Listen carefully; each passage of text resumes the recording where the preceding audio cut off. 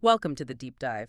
Hello. Today we're taking a deep dive into a pretty significant policy announcement coming out of the U.S. It's been making some waves. Right, new travel restrictions is definitely a big topic. Yeah, it touches on security, immigration, international relations.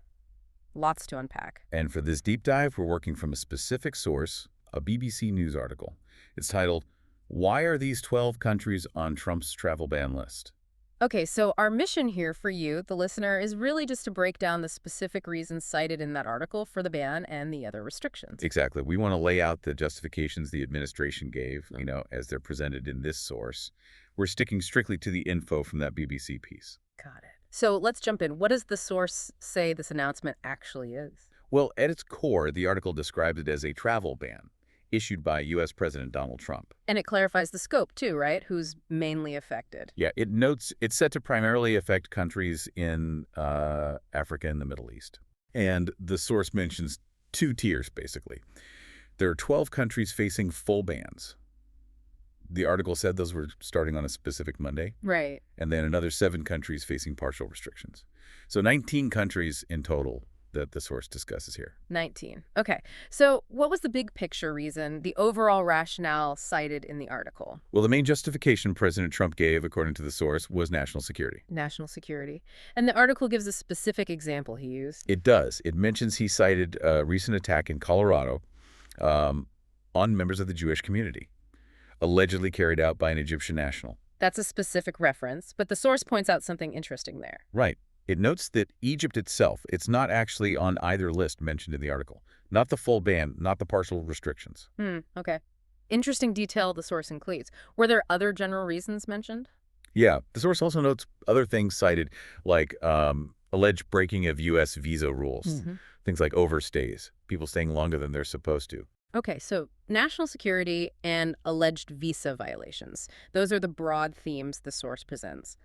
Let's maybe dig into the specifics for those 12 countries facing the full bans. Sounds good. The article does go into more detail on the reasons cited for these, referencing a presidential proclamation document. So we can kind of group those reasons maybe, make it easier to follow how the source lays them out. Absolutely. A big category, unsurprisingly, is terrorism and security concerns. That comes up a lot in the cited reasons. Okay, like for which countries?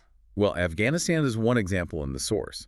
The proclamation highlights the Taliban, who control the country, as a specially designated global terrorist group, an SDGT. SDGT, right. And the source adds some context there, doesn't it, about TPS? It does, yeah. It notes this ban came just weeks after the administration had announced an end to temporary protected status, that's TPS for Afghans already in the U.S. And TPS, just briefly for context, is for people from countries facing temporary unsafe conditions, allowing them to stay legally in the U.S. for a time. Exactly. So the source pointing out the end of TPS, then this ban citing the Taliban, it kind of highlights the administration's stated view on the security situation there. Makes sense. Okay, who else under the security banner? Iran, cited as a state sponsor of terrorism. The source notes this isn't new. It's a long-standing charge, one that Iran rejects. Right. And the source mentions the U.S. has previously criticized Iran for allegedly sponsoring groups like Hamas and Hezbollah. Right. The proclamation itself, according to the source, calls Iran the source of significant terrorism around the world. Wow, strong language cited there. Yeah. And it adds that Iran supposedly doesn't cooperate with the U.S. on security risks and, crucially, has historically failed to accept back its removable nationals. Ah, so the deportation issue comes up for Iran, too. It does. And the source puts all this in the context of, the ongoing diplomatic tensions over Iran's nuclear program. Okay. So security, state sponsorship, non-cooperation on deportation cited for Iran. What about countries in Africa? Somalia comes up. The proclamation reportedly branded a terrorist safe haven. A safe haven. And like Iran, the source says Somalia is also accused of failing to accept its nationals back when the U.S. tries to remove them. Okay. What's really highlighted for Somalia, though, is this, quote, the source pulls from the proclamation. It says Somalia stands apart in the degree to which its government lacks command and control of its territory. So basically saying the government isn't fully in charge. Exactly, which, the proclamation argues, limits its effectiveness. The source adds context about the government facing challenges from armed Islamists, and that Somalia has apparently pledged dialogue with the U.S. on these concerns. Got it. Any others in the security group? Libya is mentioned. cited for its historical terrorist presence, which is framed as a security threat, Historical presence. and Yemen, accused of lacking control over its land. The source points out the proclamation highlights active U.S. military operations there, specifically against the Houthis. Right, the group controlling large parts of the country during the Civil War, as the source notes. Precisely.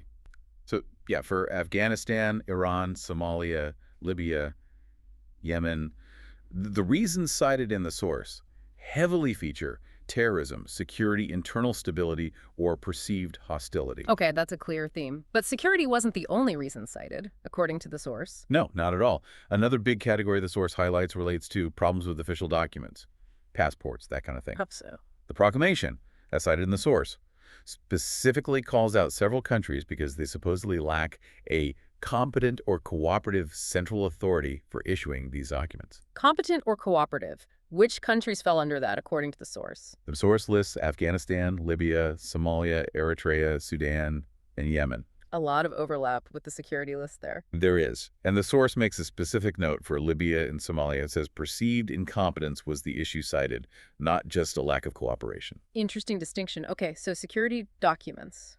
What else? Visa overstays. This comes up quite a bit in the source as a cited reason. Overstays. And the source defines that, right? Using the DHS definition. Yeah, Department of Homeland Security.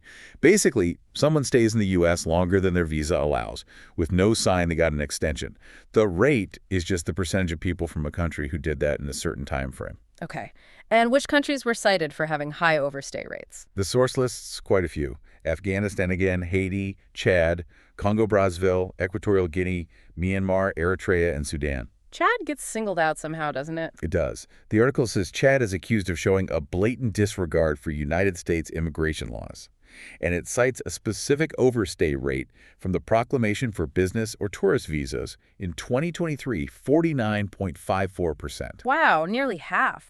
Yeah. It's a high number highlighted by the source. Congo-Brazzaville and Equatorial Guinea also had specific rates cited, 29.63% and 21.98% respectively. Okay. But here's where it gets interesting, and the source explicitly points this out. What's that? Those rates for Congo-Brazzaville and Equatorial Guinea, they're actually lower than the rate cited for Laos. Laos. But isn't Laos on the partial restriction list? Exactly. Laos faces lesser restrictions, not a full ban, despite having a higher cited overstay rate than some countries facing the full ban. Huh. So the source suggests that maybe the overstay criterion isn't applied uniformly or it's combined with other factors? It certainly raises that question based on the data presented in the source. It implies the weighting might be different across cases, though the source doesn't spell out exactly how. That's a really key point the source brings out. Okay, what other reasons were cited for the full ban list? Refusal to accept deportees. We touched on this with Iran and Somalia, but it's cited as a specific reason for others too. Basically, countries not cooperating when the U.S. wants to send their nationals back. Who else was cited for that, according to the source? The source mentions Myanmar and Eritrea in addition to Iran and Somalia. Okay. And for Eritrea, the source adds another specific point. They're also blamed for failing to make criminal records available to the U.S. All right. One more category seems to be about lack of government control, but maybe in a broader sense than just security. Yeah, the source brings this up, particularly for Haiti. While it connects to security for places like Somalia and Yemen, it's framed a bit differently for Haiti. What does the source say about Haiti? It highlights language from the document, mentioning hundreds of thousands of illegal Haitian aliens flooded into the United States during the Biden administration. Okay, focusing on the number of arrivals. Right. And the administration, cited in the source, links this to perceived risks, like the creation of criminal networks and also those high visa overstay rates we just discussed. So connecting arrivals to crime and overstays, does the source add context? It does. It mentions Haitians arriving after the 2010 earthquake, or more recently fleeing really severe gang violence that's destabilized the country. Right. The situation there has been dire. Yeah. And the source notes U.S. Census data suggested over 850,000 Haitians lived in the U.S. as of early 2024, though it doesn't break down when they arrived. So large numbers arriving, cited risks. What about the government control aspect for Haiti? The proclamation also points to a cited lack of central authority in Haiti for things like law enforcement. I see. So for Haiti, the source highlights a combination of cited factors: large arrivals, overstays, alleged criminal networks, and weak government control, particularly in law enforcement. Exactly. And as we noted, The lack of territorial control cited for Somalia and Yemen also fits broadly under this theme of issues with central government capacity, as the source presents it. Okay, that paints a pretty detailed picture, based on the source, of the cited reasons for the 12 countries on the full ban list: security, documents, overstays, deportations, lack of control. A real mix of justifications cited. Now, what about the other 7 countries, the ones facing only partial restrictions? Right. The source lists them: Venezuela, Cuba, Burundi, Laos, Sierra Leone, Togo, and Turkmenistan. It gives the site and reasons, but it doesn't actually specify what the partial restrictions are. Okay, just the countries and the why. What about Venezuela? Cited for lacking that competent or cooperative central authority for documents, similar to some on the full ban list. Okay. Also, visa overstays and refusal to accept deportees are mentioned for Venezuela in the source. And the source includes Venezuela's reported reaction, calling the administration supremacists. Got it. And Cuba? Cuba is labeled a state sponsor of terrorism. Again, the source notes this designation happened in 2021, and Havana condemned it. So terrorism designation, anything else? Alleged refusal to accept deportees is also cited for Cuba, according to the source, along with visa overstays. Okay. And the rest: Burundi, Laos, Sierra Leone, Togo, Turkmenistan. For those 5, the source indicates that visa overstays are presented as the main issue cited for putting them on the partial restriction list. And that brings us back to Laos again. Exactly. Worth reiterating that point the source itself makes. Laos cited primarily for overstays, put on the partial list, even though its cited rate is lower than some countries like Chad that ended up on the full ban list. Yeah, that comparison the source draws is definitely food for thought when trying to understand how these criteria were apparently applied, according to the article. So, stepping back from the details now, if you synthesize all this information from the source, what are the main buckets of reasons cited across both lists? Okay, based only on this BBC article we're discussing, the main categories of reasons the administration cited are: first, security and terrorism concerns; second, issues with official documents like passports; third, relatively high visa overstay rates; fourth, countries refusing to accept their nationals back when deported; and fifth, a cited lack of central government control or effective authority in specific places like Somalia, Yemen, and Haiti. That covers the main justifications presented in the source. Did the source offer any other insights, maybe from experts looking at the ban? It included a brief note, yeah. Sure. It mentioned that experts quoted in the article felt this new ban dodges pitfalls from earlier attempts, suggesting perhaps that the way it was designed, using these specific criteria we've discussed, might have been influenced by past legal challenges. Lessons learned, maybe, to make it more legally defensible, although the source doesn't really go deep into the legal side. I see. But yeah, the absolute key thing, and we've tried to stress this, is that all these reasons, security, documents, overstays, deportations, control, are the ones explicitly cited by the administration, as reported in the source material you gave us.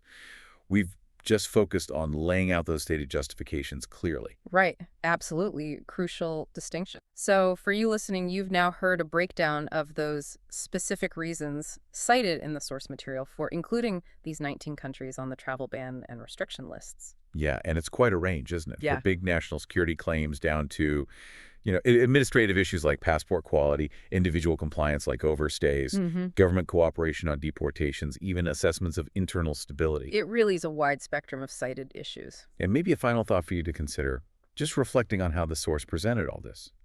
Think about that variety of criteria. You've got security threats, document problems, visa overstays, deportation cooperation, internal stability issues. Based on how the source laid out the examples, like that comparison between Laos and Chad on overstays, does it seem like these factors were weighted the same for every country?